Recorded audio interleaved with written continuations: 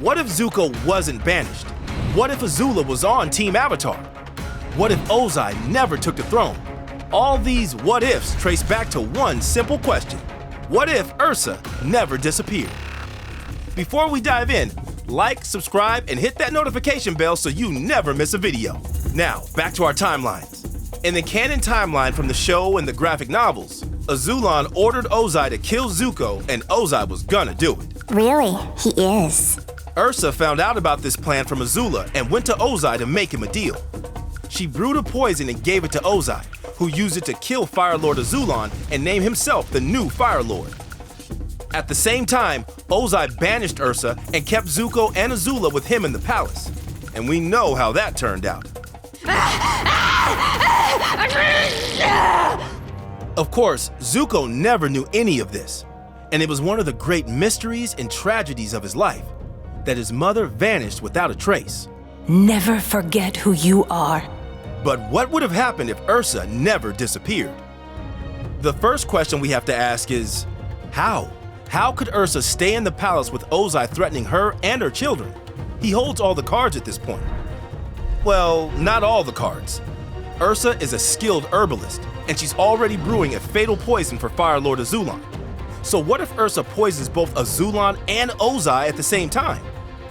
Yes, it seems drastic, and Ursa is a kind and gentle person, but she'll also do anything to protect her children. That's what moms are like. If you mess with their babies, they're gonna bite you back. Keep in mind, this isn't the first time Ozai threatened Zuko in front of Ursa, and it wouldn't be the last time he was prepared to kill his son either. Both Ozai and Azula seem ready to hurt or even kill Zuko at any moment, so Ursa might feel she has to destroy them both to protect her son. Now, say she manages to poison both Ozai and Azula that night. Who becomes the next Firelord? With Iroh far away in the Earth Kingdom and not returning home anytime soon, Zuko would have a strong case to become the next Firelord. He's in the capital, he's a firebender, and he's a direct descendant of both Sozin and Avatar Roku. Sozin was your father's grandfather. Your mother's grandfather was Avatar Roku. But he's also just a child, so Ursa would become his most trusted advisor, and probably the de facto Firelord in control of the whole nation. Now, what does that mean for the war? Well, the Fire Nation has been at war for Ursa's entire life, and while Zuko does have compassion for the Fire Nation soldiers, he was also raised to believe in the Fire Nation's propaganda. Growing up, we were taught that the Fire Nation was the greatest civilization in history, and somehow, the war was our way of sharing our greatness with the rest of the world. So even in this timeline where Ozai never becomes the Firelord, the 100-Year War would still continue. So with Zuko on the throne, Ursa basically ruling through him, and Iroh abroad mourning his son, it would seem like business as usual in the Fire Nation. Follow the Firelord and fight the war. Aha! But don't forget about Azula. Azula, who is 2 steps ahead of everyone, even as a child. You'll never catch up. Azula, who knows that Ursa went to see Ozai the night he and Firelord Azula died of mysterious circumstances. Azula, who believes that Ursa favors Zuko and sees her as a monster. What is wrong with that child?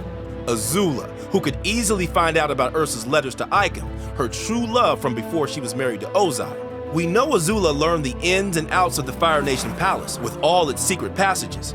It's only a matter of time before she tracks down one crucial letter. The letter that says Zuko is not Ozai's son and has no legitimate claim to the throne. In classic Azula fashion, she'd plot a coup. To start, she might spread rumors in the palace about Ursa sending suspicious letters home to Hera. Then whispers would spread about how fishy it was that both Ozai and Azula died on the same night. With these rumors swirling, Azula would leak the letter about Zuko's father, lighting the fuse on all those tensions and rumors.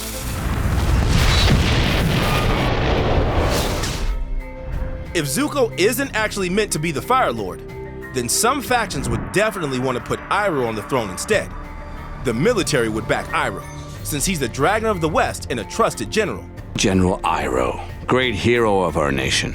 Meanwhile, nobles like May's parents might prefer to keep Zuko as the Firelord, since he's young and easy to manipulate.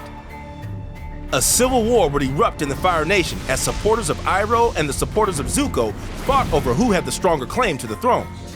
And if citizens of the Fire Nation are fighting each other, they wouldn't be fighting other nations.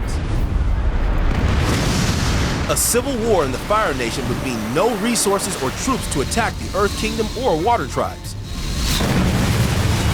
And so the Fire Nation's war effort would collapse from within, ending the 100-Year War and marking the Fire Nation's defeat. Now, crucially, none of this would make Sokka do his own laundry. We're going somewhere with this, I promise. In this timeline, the Southern Raiders would still have killed Sokka and Katara's mother, so Katara would still be doing all the work at home, including cleaning Sokka's socks. Have you ever smelled your dirty socks? Let me tell you, not pleasant! Katara! Which means she still would end up yelling at him, cracking open an iceberg, and bringing back the Avatar, the world's great hope for peace. Except in this timeline, the 100-Year War would already be over, and Aang would spend his days like this. What should we do today? I'm tapped out. I already picked my toes. Twice. Yeah, no.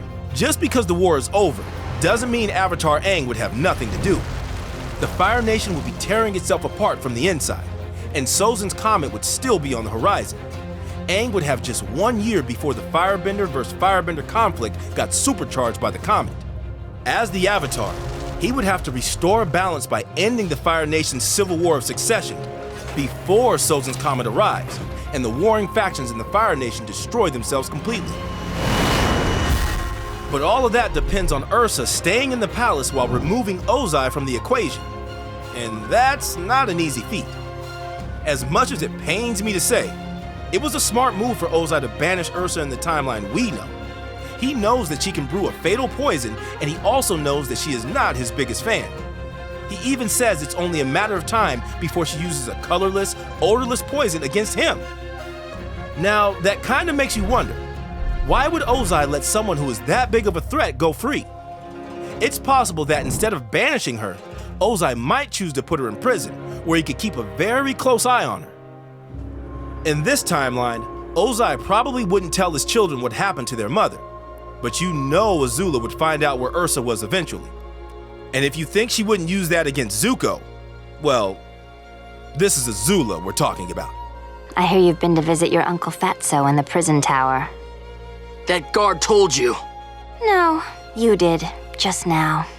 Azula knows that Zuko would do anything to see his mother again, and she would use that to her advantage. She might tell Zuko exactly where Ursa was being kept, and even help him plan to sneak out and see her. And then, she'd spring her trap. Azula would wait until Zuko was very clearly sneaking into prison to see his mother, after Ozai expressly forbade it. And then, she'd raise the alarm, catching Zuko in the act. From there, Ozai might choose to banish him as punishment, or he might decide that if Zuko is so intent on visiting his mother in prison, then Zuko belongs in prison right alongside her. After all, that's what he wanted, right? To be with his mother? After Ozai imprisons his wife and firstborn son, he would name Azula as his new heir, as a reward for her loyalty. Ozai would be totally secure as the Firelord. Well, not quite, because as we know, Iroh does eventually return to the Fire Nation capital, and he returns as a changed man. Ever since I lost my son, Uncle, you don't have to say it. I think of you as my own. In this timeline, if Iroh returned to the capital after losing his son and found Zuko and Ursa in prison, that would be a bad day to be Firelord Ozai. The Iroh we know couldn't save Zuko from his father's punishment, but the Iroh of this timeline could save Zuko and Ursa. He might not be able to interfere with an official ceremonial Agni Kai, but we know he can handle a prison break. He was like a one-man army. Iroh would challenge Ozai to an Agni Kai for the throne and the future of the Fire Nation. And all this because Ursa didn't disappear. But what if Ursa did disappear from the Fire Nation, but not from Zuko's life? Let me explain. What if, after hearing about AZULA'S order, Ursa didn't run to Ozai to bargain for Zuko's life? What if, instead, she fled with her son? Well, AZULA'S would still be alive, and Ozai would need to find another way to get the throne. What if Ozai decided to force AZULA'S hand by removing Iroh from the line of succession permanently. I mean, how hard could it really be to arrange for an accident to happen in the middle of a siege? This would put Ozai directly in line for the throne whenever Azulon died in this timeline. Now, what about Ursa and Zuko? In this timeline, after fleeing the palace, they go back to Ursa's hometown of Hira. Ursa would find her true love Ikem again, just like she does in The Search. Together, the three of them would become a family. It would be dangerous, and they'd always be looking over their shoulders, waiting for Ozai to find them, but at least they'd be together. However, this would leave both Azula and Ozai back in the Fire Nation. With Zuko out of the picture, Ozai could raise Azula as his perfect heir.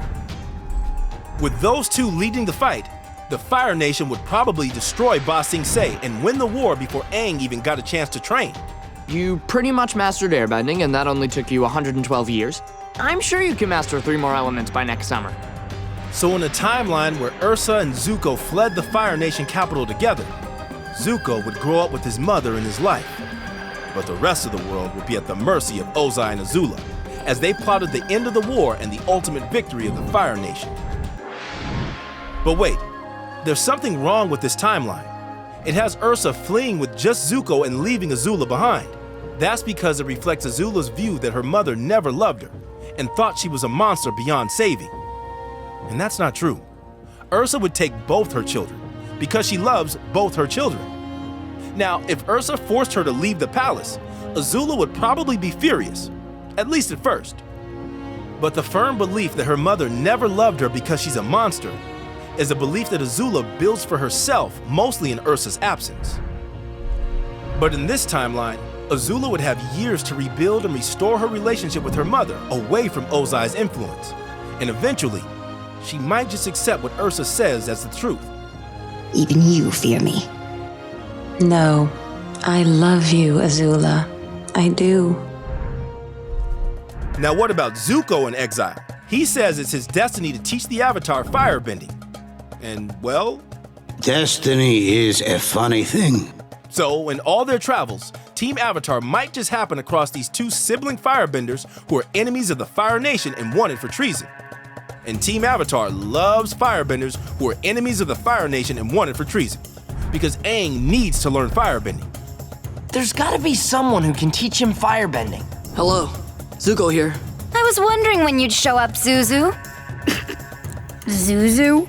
So in this timeline, both Zuko and Azula would be teaching Aang firebending. Can you imagine Aang trying to learn firebending from Azula? Ah! He could barely handle Toph. You blew it.